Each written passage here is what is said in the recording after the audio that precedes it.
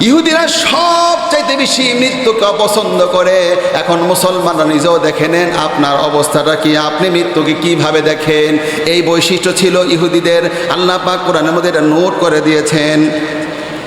قل إن كانت لكم الدار الآخرة عند الله خالصة من دون الناس فتمنوا الموت إن كنتم صادقين। আল্লাহ নবী যখন তাদেরকে বললেন, ও ইহুদিরা, তোমরা যেহেতু বলো পরকালে তোমাদের জন্য সকল সুযোগ সুবিধা শুধুমাত্র তোমাদের জন্য নির্ধারিত আল্লাহ করে রেখেছে, যদি এইটাই হয় তাহলে তোমরা মৃত্যু কামনা করো, মইরা যাও, মরে গিয়ে এক একটা জান্নাত এক একটা দখল করে নাও। সব জান্নাত তোমাদের জন্য যদি হয়ে থাকে তাহলে মরতে চাও না কেন? মরতে চাও। যদি তোমরা সত্যবাদী হয়ে থাকো, আল্লাহর পক্ষ থেকে দাওয়াত এসেছে। এরপরে আল্লাহ তাআলা বলে দিল, না, কোনোদিন তারা মরতে চাইবে না। وَلَن يَتَمَنَّوْهُ أَبَدًا بِمَا قَدَّمَتْ أَيْدِيهِمْ।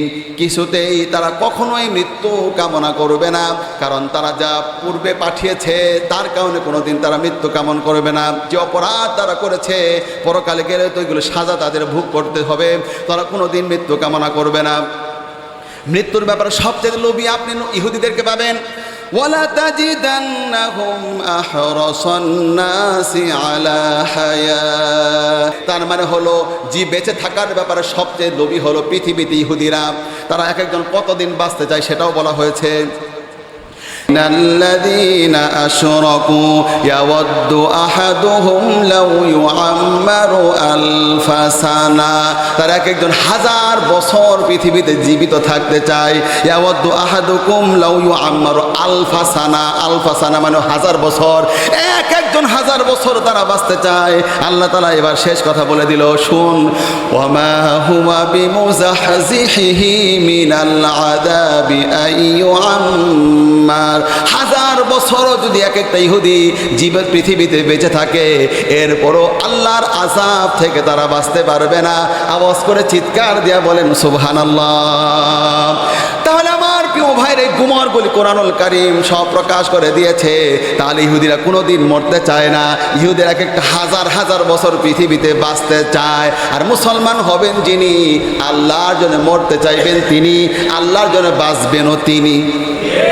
আমি আল্লাহর জন্য বাঁচব, আমি আল্লাহর জন্য মরব, কোনো প্রশ্ন নাই। আমার প্রিয় ভাইরা, ইনশাআল্লাহ প্রস্তুতি আগেই নিয়ে ফেলেছি।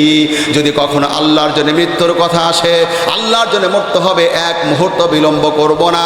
ইসলামের জন্য হাতগুলি নাজরানা দিব, পাগুলি নাজরানা দিব, দাঁতগুলি নাজরানা দিব, চোখগুলি নাজরানা দিব। যদি সত্যি প্রমাণ করতে হয় বাংলার জমিনে আল্লাহর দ্বীন কায়েমের জন্য প্রত্যেকটা ঘরের কোনায় কোনায় ইসলাম পৌঁছে যাবে, প্রত্যেকটা বিল্ডিংয়ের ছাদে ইসলাম উঠতে থাকবে, ইসলামের পতাকা পথ পথ উঠতে থাকবে, তার জন্য প্রয়োজন হবে 1 কোটি কল্লা দেওয়া লাগবে, 1 কোটি হাত দিতে হবে। এক মুহূর্ত বিলম্ব করব না।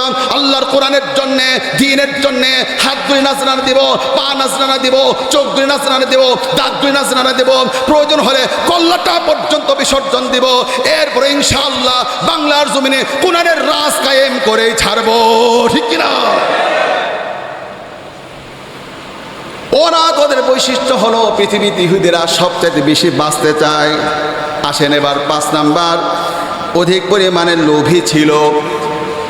এই পৃথিবীতে সবচাইতে লোভী হলো ইহুদিরা। দেখেন তো এই বৈশিষ্ট্য আবার আপনার মধ্যে আছে কিনা। ওয়ালা তাজিদান্নাহুম আহরাসান নাস, সূরা বাকারা 96 নম্বর আয়াত। মানুষের মধ্যে সবচাইতে আপনি লোভী পাবেন ইহুদিদেরকে।